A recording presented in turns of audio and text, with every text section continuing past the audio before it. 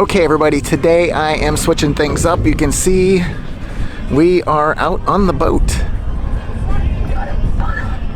And my son just caught a bunch of mullet. And that may not be exciting to you, but what's exciting about that is they want to go into the pass and try to catch some tarpon, so this is their preferred food. Anyway, let's get on to why we're here this week. We are going to be talking about more challenges to living in Florida. Buyers and renters, beware. We're getting after that next. All right, so first let's address why this housing thing is happening to begin with. Everybody's talking about the housing market and all the difficulties. Well, the difficulties come because so many people are wanting to move here, whether it's for retirement, for having a vacation atmosphere, the weather. It is still a rather affordable place when you compare it to the entire nation, and the fact that we don't have state income tax. So these are a lot of great benefits. It's a lot more free here too. And I know the rest of the country's finally freeing up, but we will keep the most freedom that we can possibly get. Thank you to Mr. DeSantis. Now, I have to say, if nobody wanted to be here, then it'd be a completely different scenario. But the heat, the hurricanes, the gators, all the negativity you hear about, people literally brush that aside. It is nothing to be concerned with, and it's why it doesn't stop people from coming here. They're literally coming in droves from New York. I've heard that same thing from California, so we're going to be seeing an influx of people from different states just because of the lifestyle that you get living in Florida. Hey everybody, my name's Craig Cunha. I'm a real estate agent here in Southwest Florida, and if you're looking for a channel to tell you a little bit more about what it's like to live, play, eat, sleep, and buy real estate on the Gulf Coast, this is the channel for you. Go ahead, subscribe, hit the little bell to make sure you're notified every time, and if you want to get your search started in advance, go to ournextfloridahome.com or use our mobile app, Our Next Florida Home. If you don't get the answers that you're looking for on these videos or on the website or in the app, do what everybody else does. Pick up the phone, text, call, or email, because I've got your back when moving to the Gulf Coast. All right, so an example of the difficulty of renting in the area right now is there are a couple facets that you have to get beyond. And I pulled up a couple examples. One of the first things you have to know about is many of these listings out there are asking for first, last, and security deposits. Sometimes it's just first and security. We're going to talk a little bit more about some options with that as well in just a minute. But with that said, with a $3,000 a month rental, you need to come to the table with almost 10 grand. And that's also some expenses on top of it that we have to look at as far as application fees, background fees, pet deposits, all kinds of stuff, if they even allow pets. The other thing you have to consider is there's also minimum credit scores. If you don't qualify for the minimum credit score, you're out. This one example I pulled up, they want 620 as an average credit score. Well, I know there's a time in my life when I was young and irresponsible that I didn't have a 620.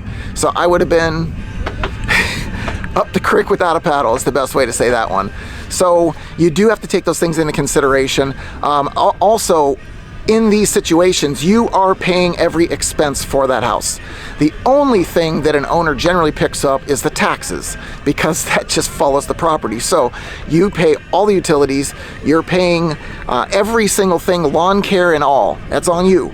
So keep that in mind. It's not just the monthly fee. There's also a bunch of other stuff that can be tacked on with it. Now, I found the lowest price right now for a single family home in Cape Coral is $2,000 a month. It's in the Northeast on Gator Circle, and it is also 1144 square feet. I don't know about you, but 1144 sounds awful small to me. And for $2,000 a month, doesn't sound like too much of a bargain, but that's where things start. I'm seeing more rentals being available in the 2000s now, but there's still ads out there on Facebook that are coming in at 3,000. So no matter what it is, you're going to find the rental market could be challenging. I am seeing more out there now, so hopefully it's a little more friendly to you, but you have to also consider the fact that we are at a stage of going out of season, so properties are going to open up. People still need to keep them occupied and rented to cover their expenses. So if you're looking to come down to Florida right now, especially Southwest Florida, the Cape Coral area specifically, you're going to have some options. I'd be happy to talk to you about them. I don't do a lot in the rental market, but I can certainly get you started. So reach out to me, I'll see what I can do to help you. Now, this is also a perfect time to say if you are somebody who's paying these kind of rates for rent, you may want to consider talking to a mortgage broker. I've got a great one, I'd be happy to refer you to him, and he can see if you would qualify and what kind of payment you would have, so maybe you can avoid this whole rental situation altogether. Now, there's this bill being discussed right now where they're talking about doing a program to help with this problem with the deposits. So if you're somebody that doesn't have that kind of cash, they're talking about doing a monthly payment instead of a security deposit. And the monthly payment would be about $25, and it would run in perpetuity with the rental. So as long as you're there, you're paying $25. You would not get it back at the end. That's the only caveat. Because what owners can do now is take that $25 and apply it to a special insurance program to protect them in case the tenants default. But we're going to get more details on that and discuss it as more comes up. But it's just in the discussion phase right now to see if it's something that can be that can take hold. Some people are saying they're calling it a poor person's tax. You know what? That's crap. If you can't get the money together to put a security deposit, this is an option is what it is. So people starting to cry about that already. I'm sorry. It's a program to help, not hurt. So consider that if you're in that situation and may need that help. All right, so there's a report that I found the other day that talked about building versus going through the purchase of a resale home. And honestly, they can be adverse on both sides. It really depends on what your tolerance is. New construction, we're going to talk about Karen's situation here in a minute, what happened with her. But with a resale home, you're going to be dealing with a number of factors. Biggest one is probably maintenance. You don't know what happened with that house. You don't know what's going to happen with that house. And you're going to have additional expenses right up front to try and take care of them. So that is the difficulty on that side. And if it's an older home, you could have difficulty getting insurances. You may have to do some modifications to meet codes, like with the third nail and the hurricane strap. There could be a number of things to deal with. New construction, well, let's just take Karen's situation. We just did the walkthrough the other day. There was tape everywhere, obviously. So lots of things that still need touched up. New construction is still a home that's not going to be perfect. So you're going to find these problems throughout. But with new construction, you have a 1-year warranty on everything.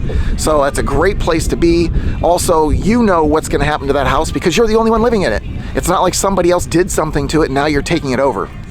But in Karen's situation specifically, the lender took all her information, qualified her, she's all good to go. Problem is that she was doing a traveling job previously and the income changed when she moved here.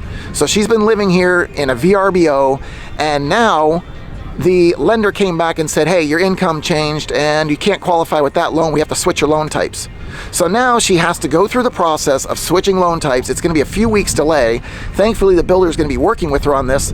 But what also happens is now she has to pay for a VRBO longer. It's $1,000 a week. Yeah, so you heard that what the rental prices are like right now. She's in one of the seasonal rates that are, in my opinion, kind of through the roof. But that's what's happening in this situation. It can happen to you. There's any number of things that can still happen with new construction, but many of them can be solved. So if something like that was to come up for you, we would just strategize on how to fix it. But this is also why you want somebody working with you through the process that can guide you and help you to direct you to places that you need to go to get these issues fixed. Coleman T, you have made a couple comments on my channel. I thank you so much for being an active participant.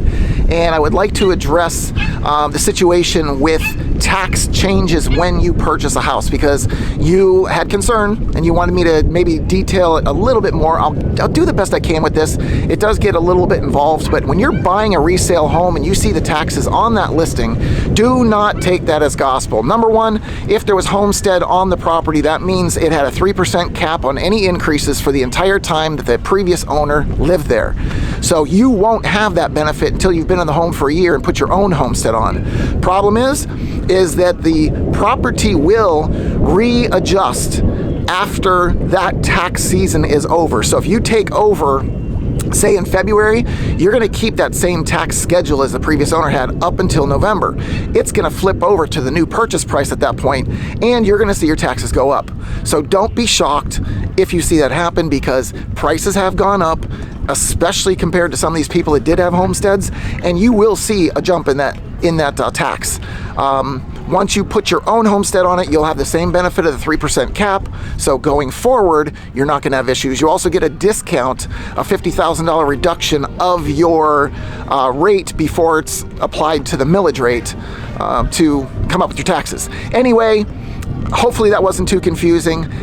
Maybe I'll be able to do a deeper dive into it with the help of a screen share so that you can see how they calculate things. Now, one thing, there's a lot of talk out there, a lot of the doomsday people talking about the insurance crisis that we have. Okay, first of all, crisis is a strong word. I will tell you that they're doing now a 1% assessment on every policyholder in Florida as a way to recoup the funds that have been spilled out from Hurricane Ian. So they have to make these insurance companies solvent again to keep them in business. And don't be too worried about insurance companies bailing out and dumping people, because there are already new insurance companies coming into the state, and that will continue to happen. Now, if we don't have that happen and the number of insurance companies keep reducing, that's going to be a problem, only because now with fewer insurance options, these insurance companies can keep their rates high and keep hitting you where it hurts. So we're hoping to see more insurance companies come into the mix and help us out. But in the interim, you will be paying the 1%. I'll be paying the 1%. Everybody's going to pay the 1%. So just swallow that part, understand that's what it is. And as I always say, there is a premium to living in Florida. If you want this, all of this, like all these people down the beach and all these people on the other side of the beach, if you want this too, that's just one of the things you're going to deal with, because we get hurricanes here. We're going to keep getting hurricanes, and it could again go up even more in the future. We don't know. I don't have a crystal ball, but just understand that's going to happen.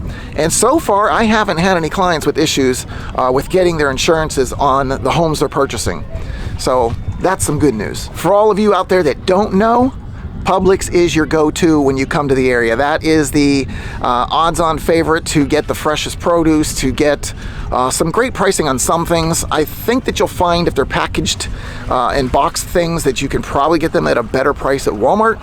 But if you're looking for produce and meats and things of that sort, and you just want the freshest, best quality, I found Publix to be the case. And they also have BOGO. Yeah, buy one, get one free. They do it all the time. So depending on what you're looking for, they have some interesting things there at times, and there's people like a spoof on it a little bit, but absolutely, especially on a boat day like this, go there, order your sub or your wrap from the deli. You can order it online, pick it up and pay for it when you get there, and you're in and out the door in a few minutes. So Publix, if you're looking for something fresh and good, that's your place. And the other thing I want to mention, it comes up all the time because weather is one of our things and that people are concerned with, and we are going into our stormy season very soon. These storms are literally no joke. When you see these summertime storms, you may think it's no big deal, it's just a thunderstorm, it's this, it's that.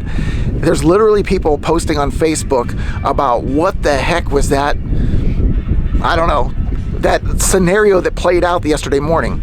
We literally had a storm roll through that stayed for longer than it was supposed to, and the lightning and thunder was going nuts throughout the night. And people, if you haven't lived here and you go through one of these storms, you are going to wonder what the heck's going on, and you are going to wonder if it's a severe storm. But that's just what we have. That's what our thunderstorms are. They can be very strong. They can be scary to some people, and if you're a poor driver, just stay off the road because it's only going to get worse.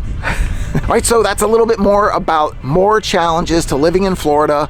Buyers and renters, beware.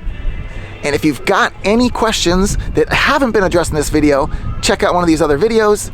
And if you have any additional questions that aren't answered there, you've got to do what everyone else does. Call, text, or email, because I've got your back when moving to the Gulf Coast.